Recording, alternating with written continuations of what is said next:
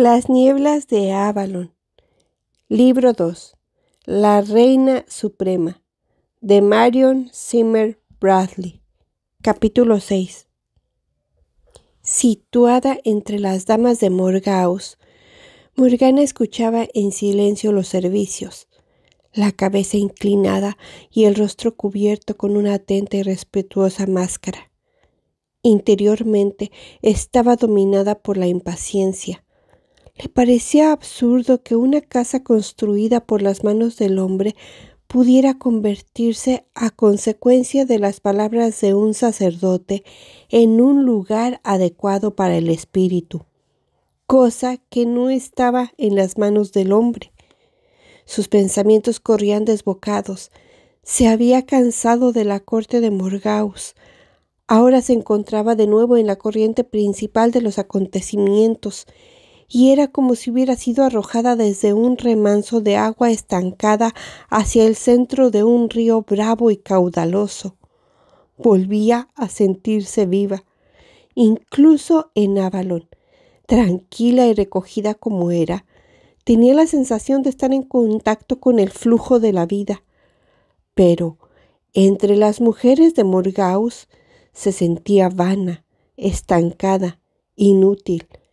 Ahora se encontraba en movimiento de nuevo, después de la larga pausa vivida desde el nacimiento de su hijo. Pensó en él durante un momento, en Gwydion. Ya apenas la conocía. Cuando iba a cogerlo para mirarlo, se revolvía y luchaba para deshacerse de ella y volver con su madre adoptiva.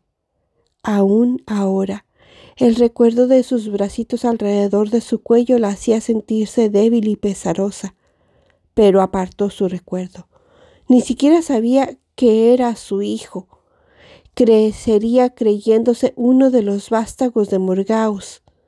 Morgana se alegraba de que así fuera, aunque a la vez sufriera por ello. Bien.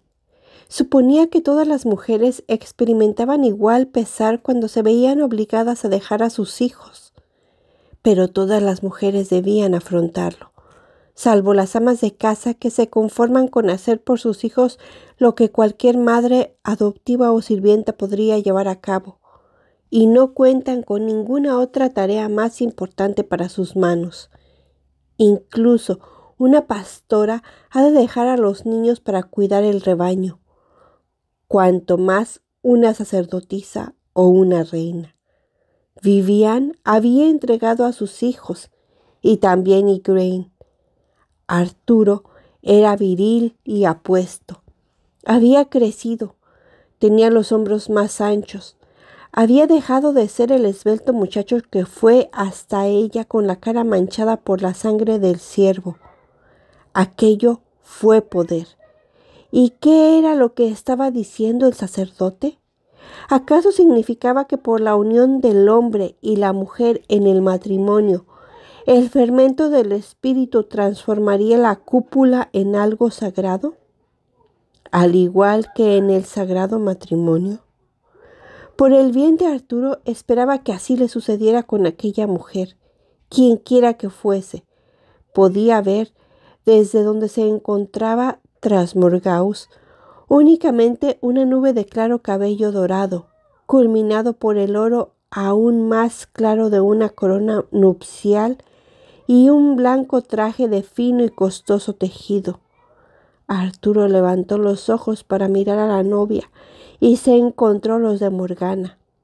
Ella vio que su cara cambiaba y pensó, inquieta: así pues, me ha reconocido.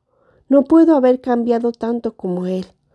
Ha pasado de muchacho a adulto, y yo era entonces ya una mujer y no he cambiado en exceso.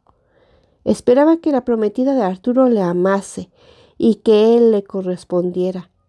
En su mente resonaron las desoladas palabras de Arturo: durante toda mi vida te recordaré, te amaré y te bendeciré.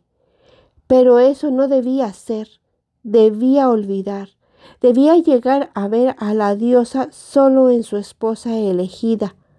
Lancelot se encontraba a su lado. ¿Cómo podían los años haber cambiado tanto a Arturo y dejar a Lancelot intacto, inmutable? No, también había cambiado. Parecía triste y tenía una larga cicatriz en la cara que le llegaba hasta el nacimiento del pelo, como una pequeña raya blanca. Kai se veía más delgado y encorvado, la cojera más pronunciada. Miraba a Arturo como un fiel sabueso mira a su dueño. Entre el miedo y la esperanza, Morgana observó a su alrededor para ver si Vivian había ido a la boda de Arturo, pero la dama del lago no se encontraba ahí. Merlín sí se hallaba presente, con la encanecida cabeza agachada, al parecer dedicado a la oración, y tras él, de pie, una alta sombra. Era Kevin, el bardo. La misa concluyó. El obispo, un hombre alto, de aspecto ascético y rostro triste, pronunciaba las palabras de despedida. Incluso Morgana inclinó la cabeza. Vivian le había enseñado a mostrar, al menos respecto externo a las manifestaciones de otra fe, ya que, según decía, toda la fe pertenece a los dioses. El único que no inclinó la cabeza fue Kevin, que permaneció orgullosamente erguido. Morgana deseó tener el valor suficiente para levantarse y ponerse junto a él. ¿Por qué era Arturo tan reverente? ¿No había hecho solamente juramento por el cual tendría a Avalon en igual estima que a los sacerdotes? ¿Habría de llegar un día en que ella o Kevin debiesen recordarle a Arturo su promesa? De seguro, aquel blanco y piadoso ángel con el cual se estaba desposando no sería de ninguna ayuda. Debían haber casado a Arturo con una mujer de Avalon. No sería la primera vez que una sacerdotisa con los votos se uniera a un rey. La idea le inquietó y trató de superarla imaginándose fugazmente a Cuervo como reina suprema. Al menos ella tendría la cristiana virtud del silencio. Morgana agachó la cabeza y se mordió el labio, temiendo echarse a reír de repente. La misa llegó a su fin. La gente empezó a encaminarse hacia la puerta. Arturo y sus caballeros permanecieron donde estaban. Y, a un gesto de Kai, Lot y Morgause se le aproximaron. Morgana en pos de ellos. Observó que Igraine, Merlín y el silencioso arpista también se quedaron. Levantó los ojos y encontró la mirada de su madre. Supo, con la misma certidumbre que le hubiera procurado la visión, que, de no haber estado presente el obispo, se hubiera lanzado a los brazos de Igraine. Se azoró un poco y apartó la mirada de los ansiosos ojos de ésta. Había pensado en Igraine lo menos posible, consciente solo de que en su presencia debía ocultar algo que ella jamás debía saber: la identidad del padre de su hijo. En una ocasión, durante aquella larga y desesperada lucha que apenas podía recordar, creyó haber gritado. Corrió una niña, llamando a su madre, pero nunca estuvo segura. Incluso ahora temía tener contacto con la madre que una vez poseyó la visión, que conocía las costumbres de Avalon.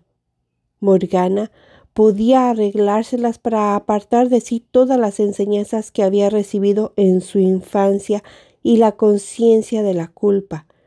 Empero, le recriminaría Igraine por lo que, en definitiva, no hizo voluntariamente.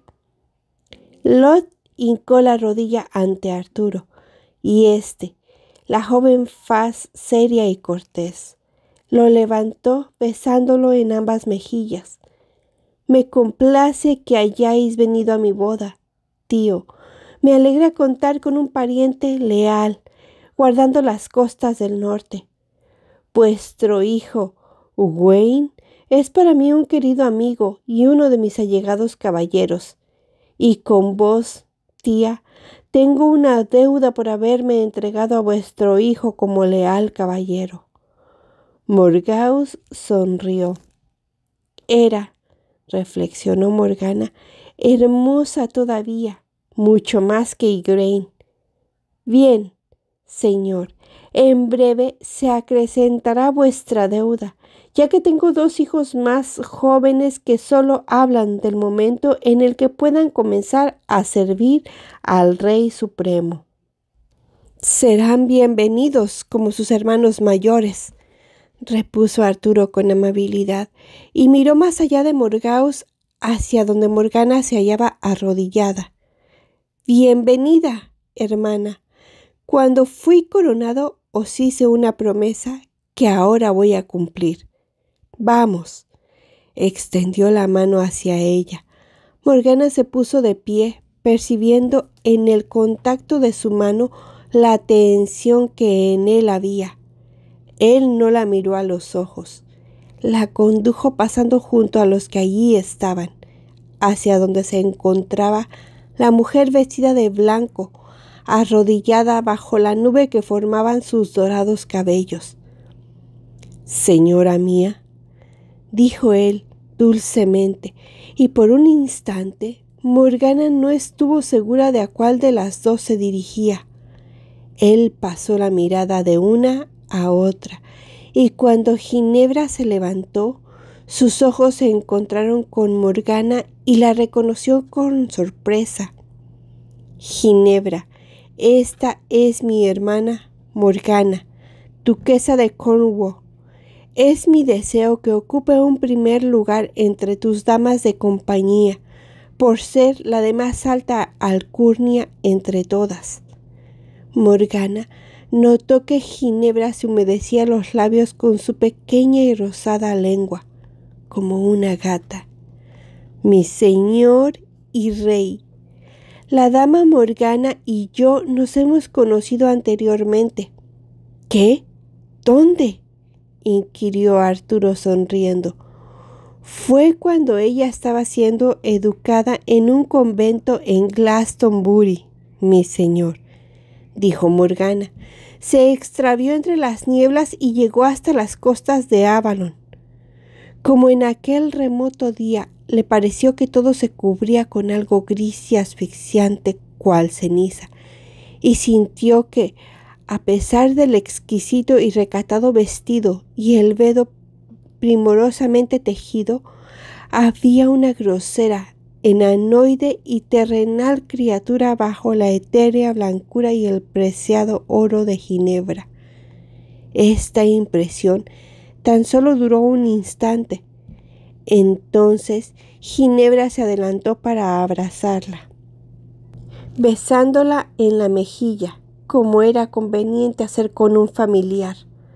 Morgana, devolviendo el abrazo, la notó frágil y exquisita como el cristal, muy distinta de su solidez, semejante a la madera.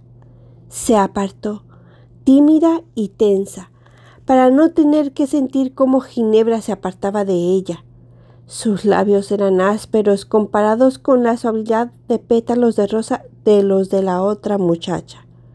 Ginebra dijo amablemente: «Doy la bienvenida a la hermana de mi señor y marido, duquesa de Cornwall. ¿Puedo llamaros Morgana, hermana?» Morgana respiró hondo y murmuró: «Como os plazca, señora mía». Cuando lo dijo, supo que se había expresado sin gracia, pero no se le ocurría qué hubiera podido decir en lugar de aquello.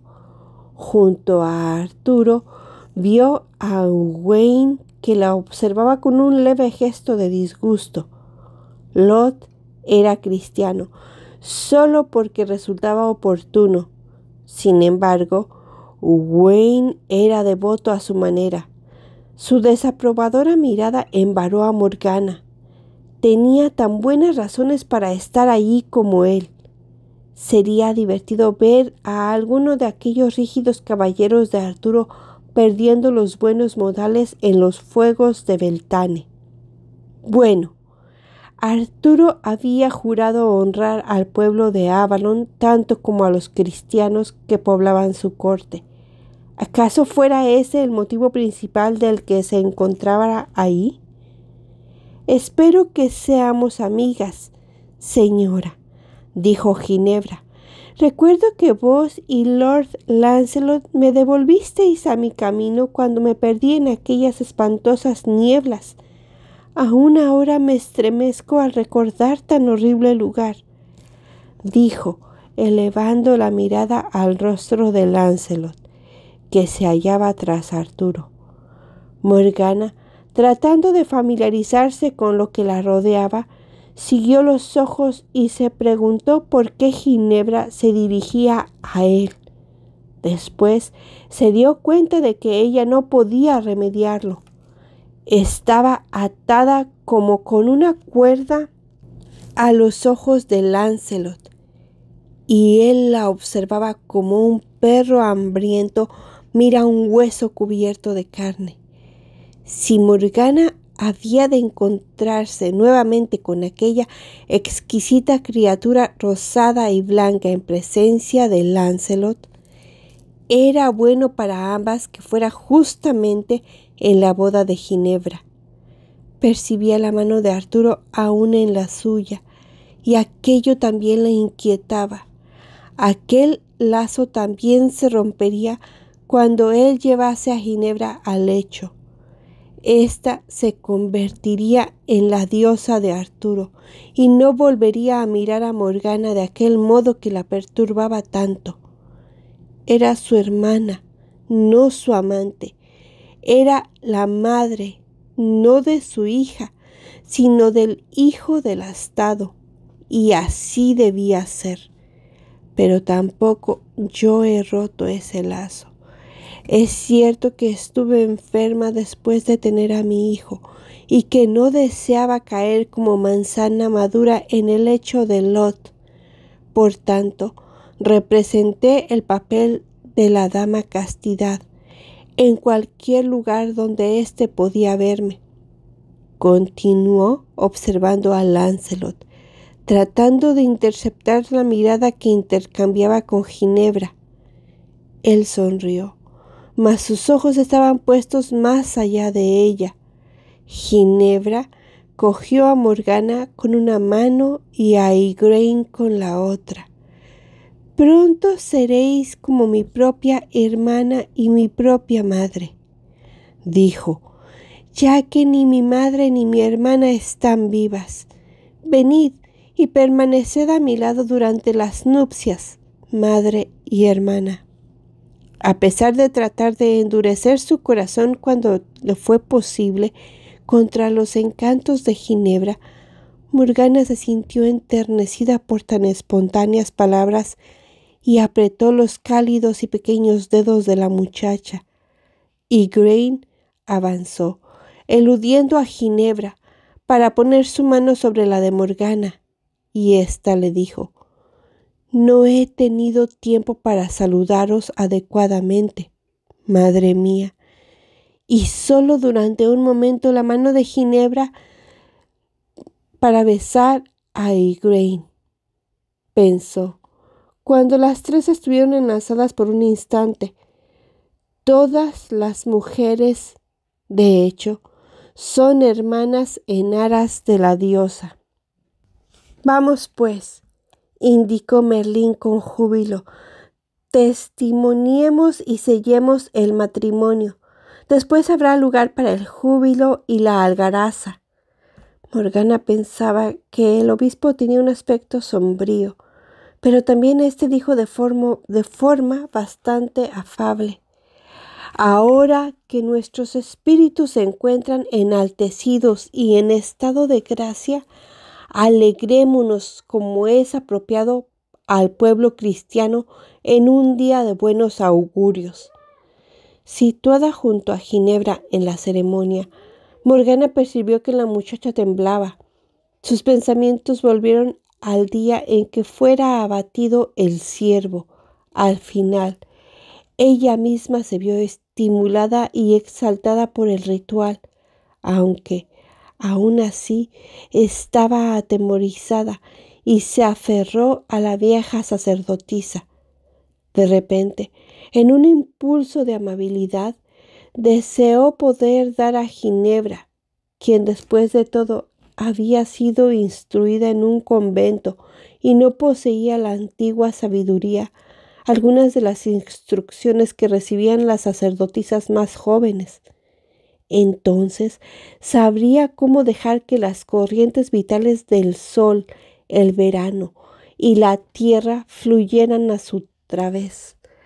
Podría realmente tornarse en la diosa para Arturo y éste el dios para ella, consiguiendo que aquel casamiento no fuese un mero formulismo, sino un verdadero lazo interno en todos los niveles de la vida.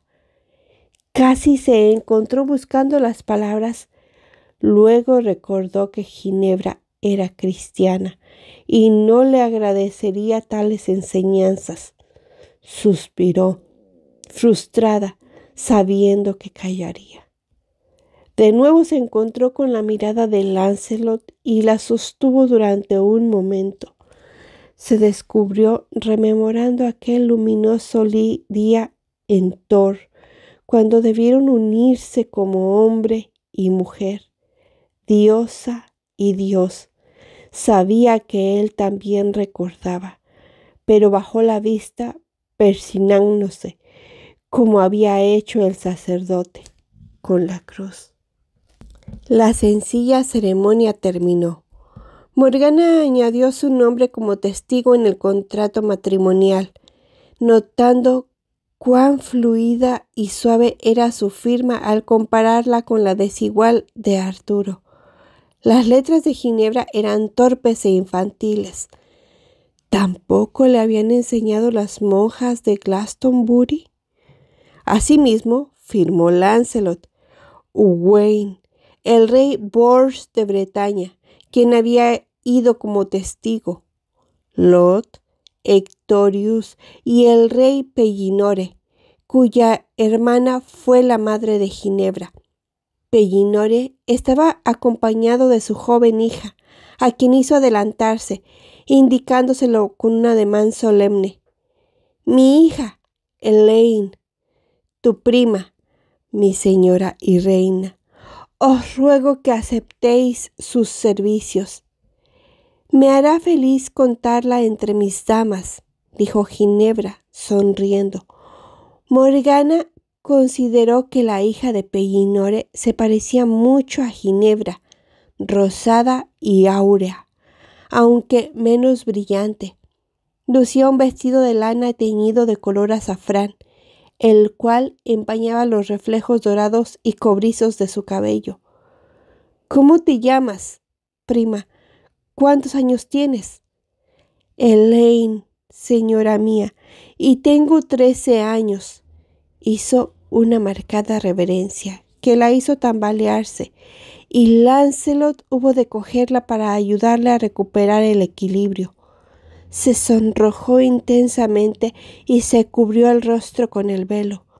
Lancelot sonrió indulgente y Morgana sintió una lacerante punzada de celos.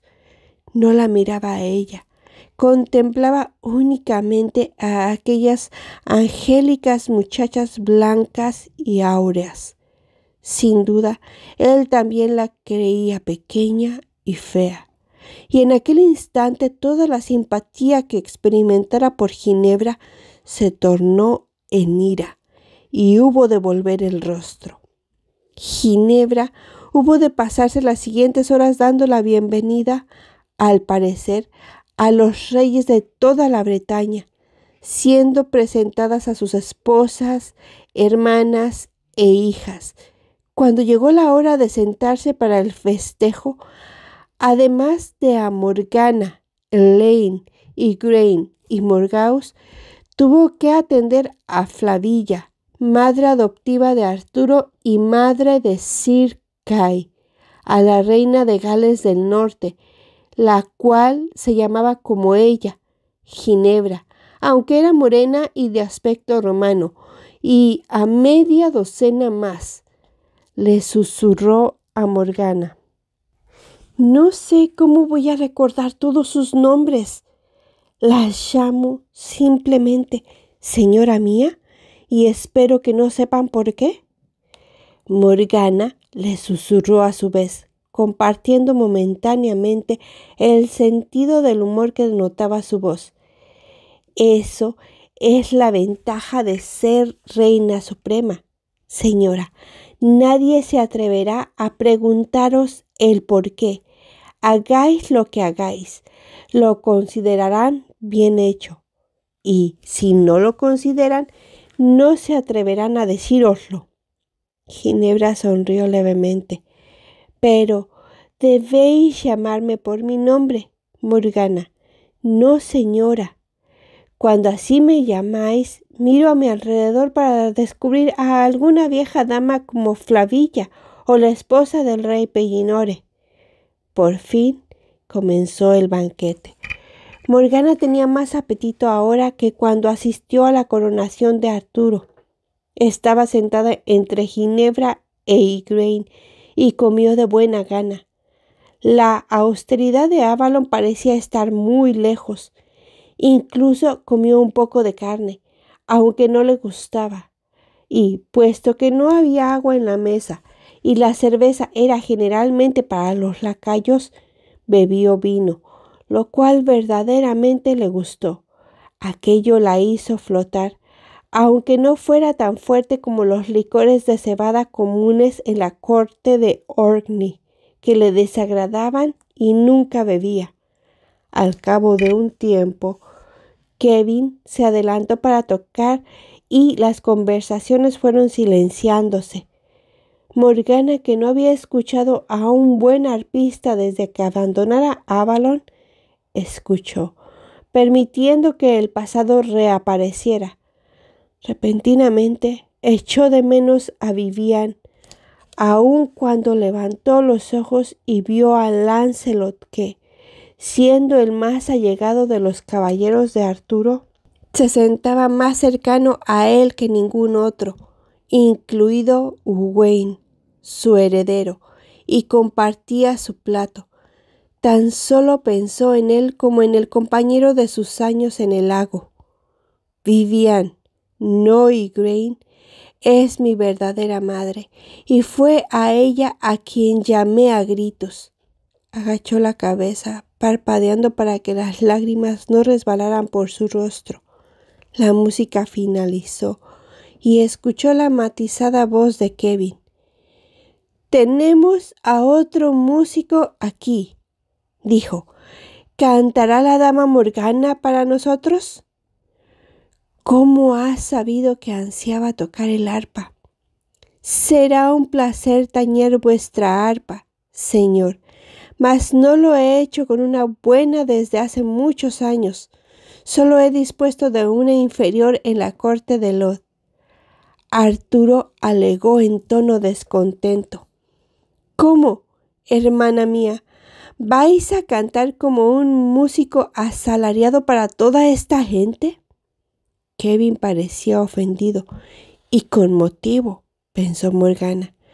Con súbita ira, Morgana se levantó de la silla y dijo: «Lo que el maestro arpista de Avalon condesciende a hacer es para mí un honor. Mediante la música solo se sirve a los dioses». Tomó el arpa de manos de Kevin y se sentó sobre una banqueta.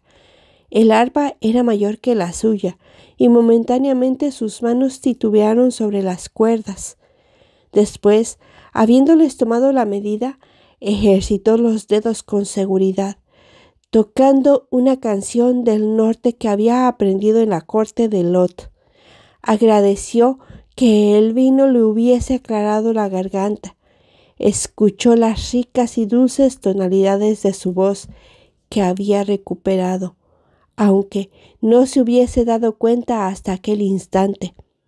Era una voz de contralto profunda e intensa, educada por los bardos de Avalon, y se sintió orgullosa de ella. Puede que Ginebra sea hermosa, pero yo poseo la voz de un bardo. Incluso ésta acercóse cuando hubo terminado para decirle: «Tenéis una hermosa voz, hermana. ¿Aprendisteis a cantar también en Avalon?» «Sí, señora, la música es sagrada. ¿No os enseñaron a tañer el arpa en el convento?» Ginebra retrocedió. «No, para una mujer es indecoroso levantar la voz ante el Señor». Morgana rió entre dientes. «Los cristianos sois demasiado aficionados a la palabra indecoroso, especialmente al referirse a las mujeres», repuso. «De ser mala la música, también lo sería para los hombres, y de ser algo bueno, ¿no deberían las mujeres hacer todas las cosas buenas que pudieran para así compensar el pecado que cometiera una de ellas en los orígenes del mundo? Empero, no me lo habrían permitido. En una ocasión fui castigada por tocar el arpa», repuso Ginebra con tristeza. «Pero nos habéis hecho presa de vuestro hechizo, y solo puedo pensar que esta magia es buena. Todos los hombres y las mujeres de Avalon aprenden un poco de música», dijo Kevin, «pero muy pocos poseen las cualidades de la dama Morgana. Una hermosa voz nace, no se hace, y si es un don de Dios, me parece una arrogancia tenerlo en poca estima. Se ha concedido a hombre o mujer. No podemos pensar que Dios haya cometido un error al otorgar tal don a una mujer, ya que Dios no comete errores. Así pues, hemos de aceptarlo donde quiera que lo encontremos». «No puedo discutir de teología con un druida», dijo Hectorius, «pero si una de mis hijas naciera con tal talento, lo consideraría una tentación, porque ella podría verse tentada de ir más allá del lugar establecido para una mujer. ¿No se nos ha relatado que María, la madre de nuestro Señor, cantara o bailara?» Merlín manifestó suavemente: «Aunque se nos ha dicho que cuando el Espíritu Santo descendió sobre ella, alzó la voz para cantar: glorifica mi alma al Señor, y dijo en griego: Megalinei he saike mou ton Kyrion». Únicamente Hectorius, Lancelot y el obispo reconocieron las palabras en griego, aunque también Morgana las había oído más de una vez. El obispo afirmó categóricamente: «Mas cantó solo en presencia de Dios. Exclusivamente de María Magdalena se nos dice que cantará o bailará ante los hombres, y aquello fue antes de que nuestro Redentor salvara su alma, ya que formaba parte de su perverso proceder». Y Grain alegó con un remalzo de humor: «El rey David era cantor, y según nos dicen, tañía el arpa. ¿Suponéis que pegó a alguna de sus esposas o hijas por tocar el arpa?» Morgana intervino: «Si María Magdalena, recuerdo la historia, tocaba el arpa y cantaba, y a pesar de ello se salvó, en ninguna parte se nos dice que Jesús la conminara a sentarse dócilmente y permanecer en silencio. Si vertió un valioso bálsamo en la cabeza de Jesús, y éste no consistió que sus compañeros le reprendiesen, bien puedo haber aceptado asimismo sus demás dones. Los dioses otorgan lo mejor, no lo peor, a los hombres. Patricius repuso secamente: si esta es la forma en que la religión se conoce en Bretaña, estamos muy necesitados de los concilios de nuestra iglesia ha convocado. Frunció el ceño, y Morgana, lamentando ya sus precipitadas palabras, inclinó la cabeza. No era muy apropiado suscitar una disputa entre Avalon y la iglesia en los esponsales de Arturo. Pero, ¿por qué no hablaba Arturo? Luego, todos lo hicieron a un tiempo, y Kevin, tomando el arpa de nuevo, comenzó a tañer una alegre melodía, que sirvió de pretexto para que los lacayos les ofrecieran bebidas que nadie quiso en aquel momento. Al cabo de un rato, Kevin soltó el arpa y Morgana, como habría hecho en Avalon, le escanció vino y se arrodilló para ofrecérselo.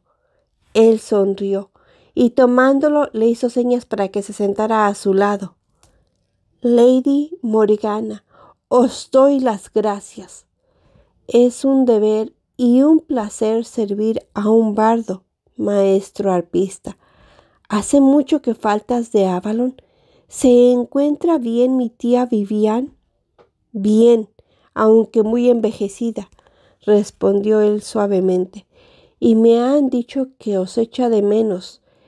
Creo que debéis volver. Morgana sintió una oleada de angustia. Apartó la mirada. No puedo, pero dadme noticias de mi hogar. Si deseáis más noticias sobre Avalon, debéis ir allí. Yo no he ido desde hace un año, desde que me veo obligado a informar de las noticias de todo el reino a la señora. Taliesin ya es demasiado viejo para ser de mensajero de los dioses. Bien, repuso Morgana, algo tendréis que contarle de este matrimonio. Le contaré que estáis viva y os halláis bien, dijo Kevin, puesto que se preocupa por vos. Ya no dispone de la visión, y también le hablaré de su joven hijo, jefe de los caballeros de Arturo, añadió, curvando los labios en una sarcástica sonrisa. Sois malintencionado, no me cabe duda, dijo Morgana. Arturo trata de extender el cristianismo por toda la tierra, dijo Kevin. En cuanto al obispo, es un ignorante. ¿Por qué no tiene oído para la música? Morgana no se había dado cuenta hasta entonces de cuánto añoraba poder hacer comentarios con un igual. El chismorreo de las damas de Morgaus era tan nimio, tan doméstico. Yo afirmaría que cualquier hombre que carezca de oído para la música es un ignorante, pues sin eso no hace más que rebuznar, replicó Kevin. Pero aún hay más. Es esta época para unas nupcias. Morgana llevaba tanto tiempo alejada de Avalon que por un momento no supo a qué se refería, pero Kevin señaló hacia el cielo. La luna está menguando. Es más mal tiempo para desposarse, y Taliesin se lo dijo. Sin embargo, el obispo quiso que se celebraran poco después de la luna llena, para que toda esa gente dispusiera de luz suficiente para viajar a sus casas, y porque es la fiesta de uno de sus santos, no sé cuál. Merlín le habló a Arturo también, informándole que de este matrimonio no iba a darle ninguna alegría, aunque no sé la razón, pero no se había forma de poder evitarlo. Al parecer, todo había ido demasiado lejos ya. Morgana supo instintivamente a qué se refería el viejo druida. Había visto cómo Ginebra miraba a Lancelot. ¿Fue un atisbo de la visión lo que le hizo desconfiar de Ginebra aquel día en Avalon? Aquel día apartó a Lancelot para siempre de mí. pensó Morgana. Luego, acordándose de que había hecho votos de guardar su doncellez para la diosa, se quedó desconcertada. ¿Los habría roto por él? Humilló la cabeza avergonzada, casi temiendo fugazmente que Kevin pudiera leer sus pensamientos. Vivian le había dicho que una sacerdotisa debe atemperarlo todo según su propio juicio. Fue un instinto acertado, con votos o sin ellos, el que la condujo a desear a Lancelot. Mas me habría valido, incluso por Avalon, tomar a Lancelot entonces. Arturo habría recibido a una reina con el corazón intacto, pues Lancelot se encontraría unido a mí por un místico vínculo, y el hijo que yo hubiera alumbrado sería un descendiente de la arcana estirpe de Avalon. Pero tenían otros planes, y debido a ellos tuvo que dejar Avalon para siempre, dando a luz a un hijo que había destruido cualquier esperanza de concebir una hija para el templo de la diosa. Después de Gwydion, no podría volver a llevar ninguna otra vida. De haber confiado en su juicio y en su instinto, Vivian se habría encolerizado con ella, pero hubiesen podido encontrar a alguna sacerdotisa apropiada para Arturo. De alguna forma, intentando hacer lo correcto, me equivoqué. Obedeciendo las palabras de Vivian, contribuí a la desgracia y el desastre de este matrimonio, pues ahora sé que acabará siendo una desgracia. Dama Morgana, dijo Kevin con gentileza, ¿estáis preocupada? ¿Puedo hacer algo para ayudaros? Morgana negó con la cabeza, conteniendo nuevamente las lágrimas. Se preguntó si él sabía que fue entregada a Arturo. No podía aceptar su compasión. Nada, Lord Kevin.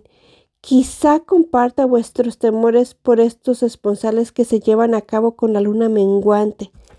Me inquieto por mi hermano, nada más, y compadezco a la mujer con la cual se ha desposado.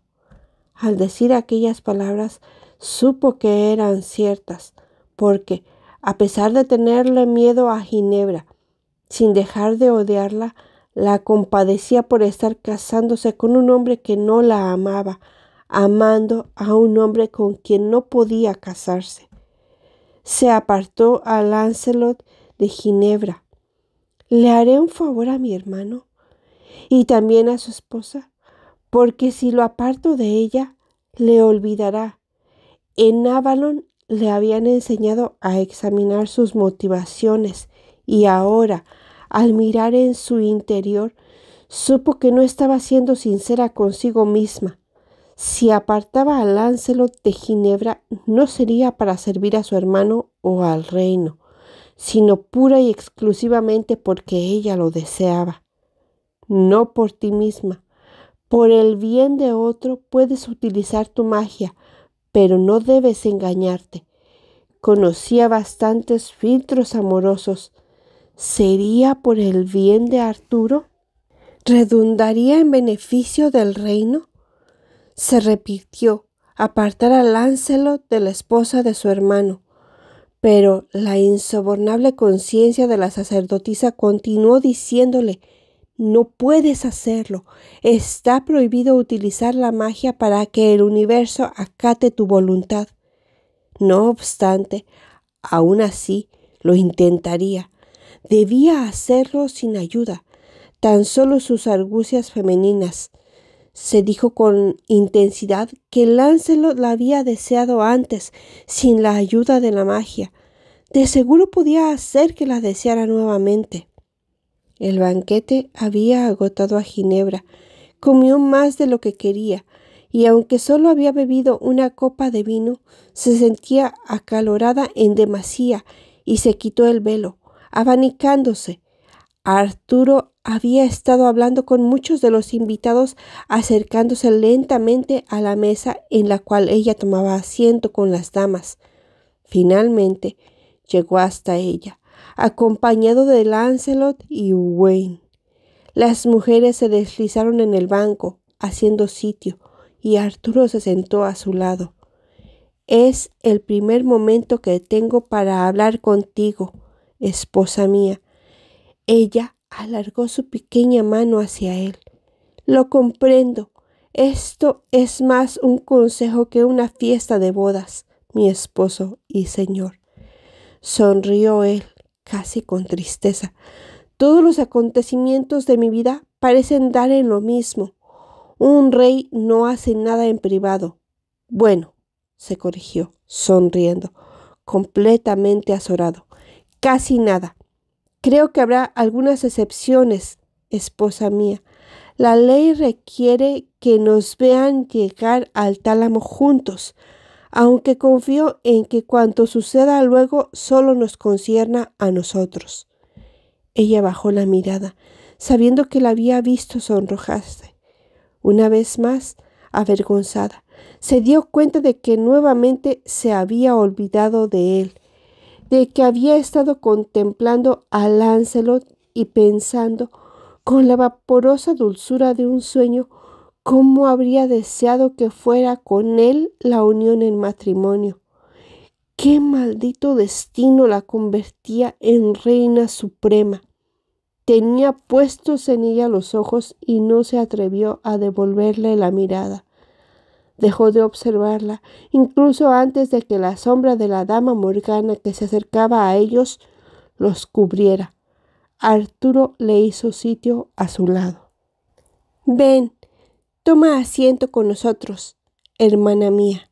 Siempre habrá sitio para ti», dijo, con voz tan pastosa que Ginebra se preguntó casi inconscientemente cuánto habría bebido. «Hemos preparado algunos entretenimientos para cuando la fiesta decaiga un poco, quizás algo más excitante que la música del bardo, aunque asimismo hermoso. No sabía que cantaras, hermana mía. Sabía que eras una hechicera, pero no que practicaras el canto. Nos has hechizado a todos». «Espero que no», repuso Morgana, riendo, «y nunca me atreveré a cantar de nuevo». ¿Cómo era aquella vieja historia sobre el bardo que convierte a unos malignos gigantes en un círculo de piedras, conservándolos así, fríos y pétreos hasta nuestros días? «Nunca la he oído», replicó Ginebra, «aunque en el convento me contaron la historia de un grupo de personas malvadas que se burlaron de Cristo en el Via Crucis y se convirtieron en cuervos que volaron por todo el mundo graznando lastimeras chanzas interminablemente. Y otra historia sobre un santo que transformó a un círculo de hechiceras, las cuales celebraban maléficos ritos en un anillo de piedras». Lancelot dijo con pereza: «Si tuviera tiempo libre para estudiar, en lugar de dedicar todo el que tengo a ser un guerrero, consejero o jinete, creo que procuraría descubrir quién construyó en realidad el anillo de piedra y por qué». Morgana reía. «Esto es sabido en Avalon. Vivian podría contártelo si quisiera». «Pero», repuso Lancelot, «cuanto afirman las sacerdotisas y los druidas puede ser no mucho más cierto que vuestras pías fábulas de monjas, Ginebra. Perdonadme, debería decir mi señora y reina. Arturo, perdonadme. No pretendía ser poco respetuoso con la dama. La llamé por el nombre con que me había dirigido a ella cuando era más joven y aún no era reina». Morgana sabía que simplemente pretextaba una excusa para decir su nombre en voz alta. Arturo bostezó. «Mi querido amigo, no me molestaré si mi dama no lo hace. Dios no quiera que yo sea la clase de marido que pretende encerrar a su esposa en una celda del resto de los seres humanos.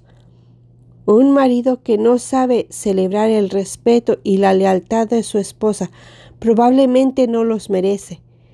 Se inclinó para tomar la mano de Ginebra. Creo que el festejo se demora, Lancelot. ¿Cuánto falta para que los jinetes estén listos? Creo que lo estarán en breve, contestó Lancelot. Apartó deliberadamente los ojos de Ginebra.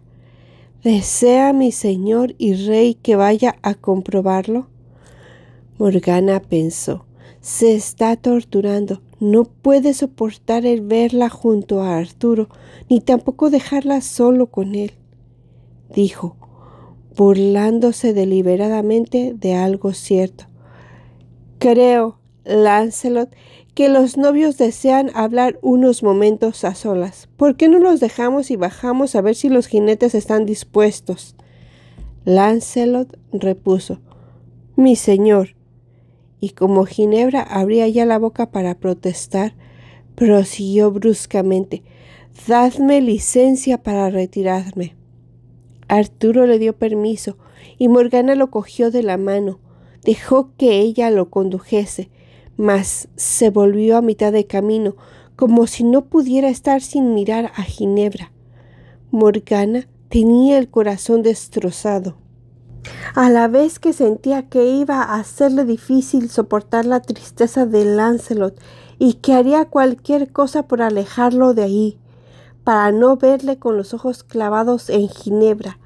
A sus espaldas oyó decir a Arturo, hasta ayer por la tarde no supe que el destino me había concedido no solo una esposa, sino una esposa muy bella.